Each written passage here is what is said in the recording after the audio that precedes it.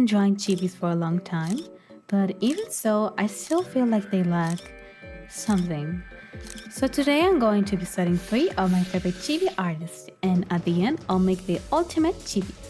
But first, let's get into chibi anatomy. Chibis come in a lot of different forms, but this is how I would divide them in terms of smallness. The average is about 2 to 3 heads, but you can make them bigger or smaller. I think what makes a chibi is exaggerated proportions like the head and eyes, as well as simplified body parts. All needs to consider this a chibi. Anyway, let's get into studying now. Number 1, Marakyun. Marakyun is an artist and content creator whose style pops with bold, saturated colors, super clean lines, and lots of expression. For this study, I wanted to push myself out of my comfort zone and work with a more saturated colors than I normally use. I started with a direct one-on-one copy of this illustration to get the full vibe, then planned to adapt it with one of my characters. Marakyun doesn't stick to one proportion. Sometimes her chibis are taller, like this one that at about 5 head tals, while his shoulders are about the same width as her head. She also uses a much harder brush than I'm used to, which was an adjustment. Pro tip, for one-on-one studies, don't copy mindlessly. Try to understand why the artist makes certain choices. One interesting step, she colors her sketch before doing liner. I've avoided that in the past because it feels like double work, but it actually helped a lot in keeping the final colors consistent and motivation up. Here coloring, I realized how hard it was for me to pick such saturated colors since I love using unsaturated colors in my drawings. But anyway, I don't think it was that hard at the end. The good thing about studying her art style is that it's very straightforward. Like what you see is what you get. For picking shadow colors, it goes a little bit like this in the color palette. Or just do the same with the multiply layer and adjust the hue and opacity a bit. Her liner is kind of simple. Thick lines on the outside and thin lines on the inside. Sounds easy, but keeping it that was harder than it looked. Finally, coloring the liner was my favorite part, especially adding a few halftones for texture. Here's the final 101. I missed the proportions a bit, and the pose is a tad stiff, but the real one is what I learned. For the original study, I used my original character, Panchan, for this one, since she is a magical girl and it fits. I started with the sketch as usual, and I chose a poster to show her off. Honestly, she's so much fun to draw, and I love her. I think liner was the hardest part since she has a lot of curves and I wanted to look right. But it was fun to do. I think I'm saying the word fun a lot, but I do like this style. Okay, I'm gonna speed this up with the help of French magic.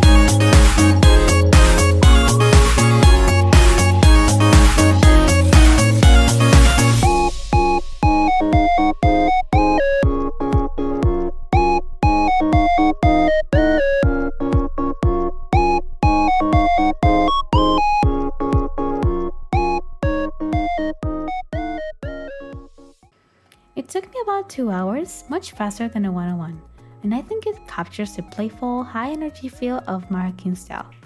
Let's move on. Nekorina. Nekorina is an artist I've been following for a long time. Her chibis are irresistibly cute. Soft, round shapes and pleasant color palettes. And has a squishy feel that makes you want to squeeze them. She also has a great Chibi tutorial and plenty of speed paints, which make the study easier to approach. For this one, I decided to skip the 101 study and jump straight to the general study. My goal here was to simplify my shapes more and make the proportions extra small and adorable. I drew Okayu because I wanted to draw cat ears. I wanted to go for a super small look, 2.5 heads tall, with big eyes and short simplified limbs. For the hair, I didn't oversimplify, but kept it light enough to avoid overcrowding the face. Nekarina uses a different texture pen for a liner, and hers is, or was, super delicate, but I was too lazy and just used a mullet pen. It came out a bit messier, but it worked. Like Maricune, she colored the sketch first, but this time skipped and picked the colors directly from reference. Her shadows look softer and more blended compared to the shell shaded star of my first study, which makes the piece feel more detailed. Finally, I colored the liner. This time, it was easier since she uses the same auto tool I use. This one took about an hour and a half and honestly felt more natural for me than the first style. Let's move on to the last artist, Kanae Cookie. Kanae Cookie's style is very smooth, harmonious, and calming to look at. Her color choices are subtle but very intentional, and her compositions usually feature a character surrounded by small and meaningful motifs that tell you something about them. Their illustrations are really balanced in terms of simplicity. You can tell they know how to simplify details and work with a limited color palette. For what I've seen, she does bigger characters around 5 head talls, smaller chibis around 2 heads tall, and something in between around 3 heads tall. For the one-on-one study, I chose this artwork right here. I chose this one because it looks simple enough and it's Miku. This chibi is about 3 heads tall with very round limbs and no fingers, which I appreciate. I wasn't able to find anything about their process, so I improvised. Getting the proportions right was trickier than I thought, and I had to overlay my sketch on the original spot to fix mistakes. This just means I need to improve my observation skills. And now, see me struggle with line art once again.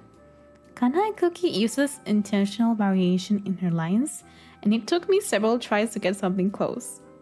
Her colors are softer than the previous artist, which felt comfortable to me. For shading, she tends to use 3 main tones: a big shadow color, a softer, unsaturated detail shade, and some subtle hue shifts. Lastly, she puts halftones on some parts and a friendly noise effect for texture. Now let's get to my general study. For this general study, I use my kind of abandoned cut girl Oshi. I chose a simple pose, just her with a plushie and some motifs around her. And I actually found a brush I liked for the line art. Yay! And went with a softer palette than the reference.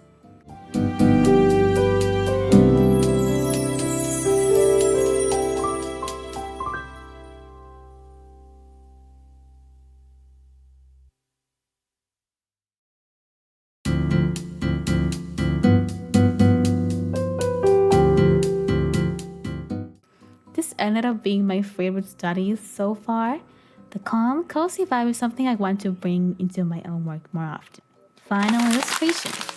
After studying all 3 artists, it's time for the final exam. Creating my ultimate chibi using everything I've learned.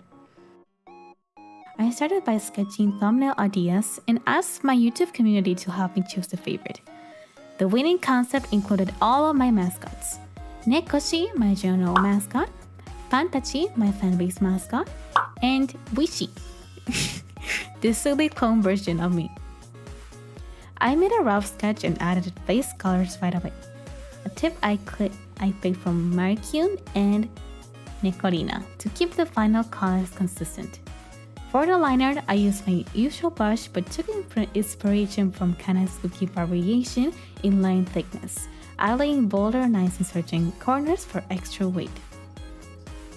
I used my usual colors and colored the liner bright blue for some contrast. For the shading, I went a little more saturated than usual, like Nekorina, and kept it mostly soft. But after this, I changed ideas, thanks to a friend, and decided to make the pen bigger. For this, I used a technique called photo passion. I took a picture of my real pen and added it to my drawing. And then I adjusted it to fit the drawing, and then I continued shading the rest. Here's the final result. My ultimate chibi. Made with the best of what I learned from Markyun, Nekorina, and Kanae Cookie. Can you see I tried animating it? If you'd like me to show you how to animate your drawings like this, please feel free to let me know in the comments. I'm actually considering